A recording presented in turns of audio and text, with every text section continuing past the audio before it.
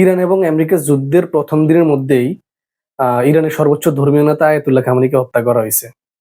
Ayatollah খামেনিকে হত্যার পরে আমরা অনেকে ভাবছিলাম যে ইরান মনে হয় এখানেই শেষ। কারণ যে দেশের সর্বোচ্চ ধর্মীয় নেতাই নাই, এই দেশ কেমনে হাইর ব্যথা করল গে? আমরা ভাবছি তারা হয়তো জিততো না বা হাল ছাড়িয়ে দিব। কিন্তু আমরা কি দেখলাম?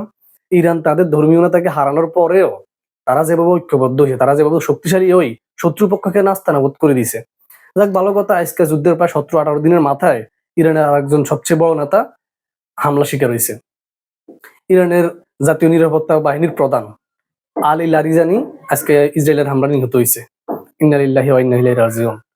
তবে ইসরায়েল এবং আমেরিকা চিন্তা করে কি যে তাদের বড় বড় নেতাকে হত্যা করতে পারলে হয়তো ইসরায়েলি শাসন ব্যবস্থা ভাঙ্গি হবো, ইসরায়েলি অবকাঠামো ভাঙ্গি হবো।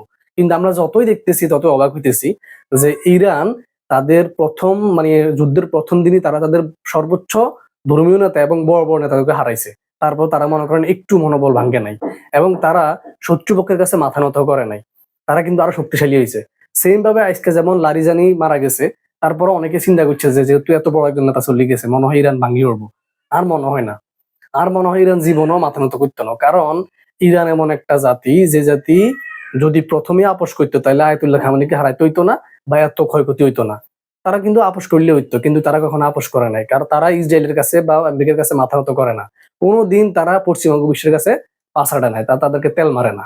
আমরা অনেকে অনেক সময় অনেক কিছু চিন্তা করি যে ইরান এত বড় দেশের সাথে কেমনে ভাইবো, কারণ আমেরিকা সবচেয়ে শক্তিশালী দেশ, এত শক্তিশালী দেশের সাথে পারা সম্ভব না।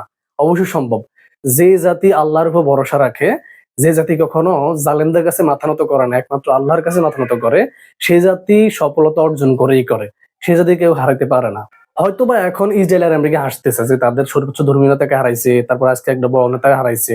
এরপরে মনে হয় আরো বড় বড় নেতারা চলে যাবো, তারপর আমেরিকা নিজের মতো সরকার বহাই দিব ইরানের মধ্যে। এটা অসম্ভব।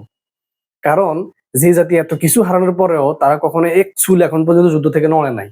তারা মনে করেন এখনো শত্রুপক্ষের কাছে মাথা নত করে নাই। সে জাতিকে হারানো তো সম্ভব হইতো না। ইনশাল্লাহ আমরা চাই ইরান এই যুদ্ধে জয়ী হোক, ইনশাল্লাহ সেটাই হবে। কারণ যেই জাতি আল্লাহর উপর ভরসা রাখে সেই জাতি সবসময় বিজয় হয় ইনশাল্লাহ।